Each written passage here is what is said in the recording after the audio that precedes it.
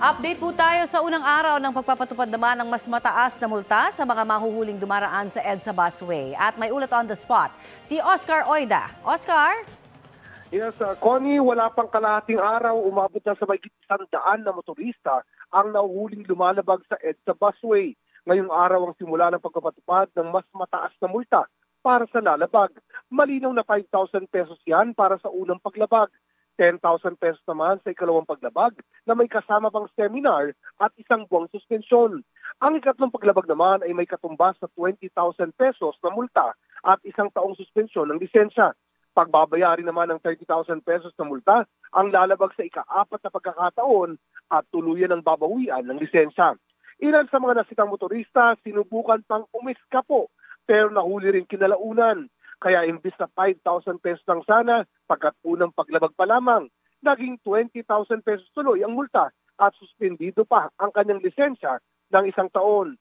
Ayon sa MMDA, hindi naman daw sila nagkulang sa pagpapaalala at kung patuloy daw magiging makulit ang mga motorista sa paglabag dito, pangako nila, mas magiging makulit sila sa panguhuli.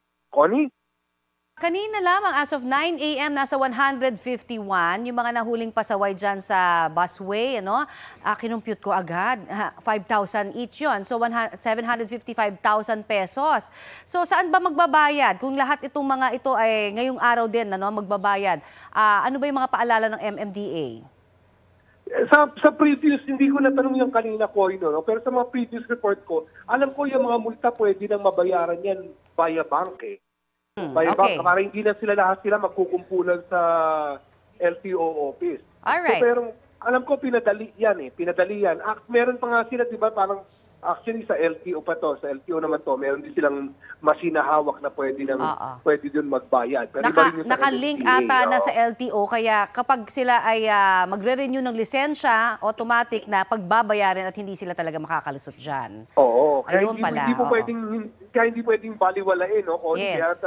Kaya talagang pagbayaran mo yung multang yan. Kaya pakiusap nga ng mga enforcer, Connie, yung lumabag ka na nga, tatakasan pa, wag naman. Kasi bukod sa malaki talaga yung multa, baka malagay pa sa alanganin, hindi lamang yung motoristang yun, kundi iba pang mga motorista. Oo, third offense agad pag lumabag, lalo na tumakas. Yes. Alright. Maraming salamat sa iyong report at update na yan, Oscar Oida. Mga kapuso, para sa mga maiinit na balita, mag-subscribe sa GMA Integrated News sa YouTube.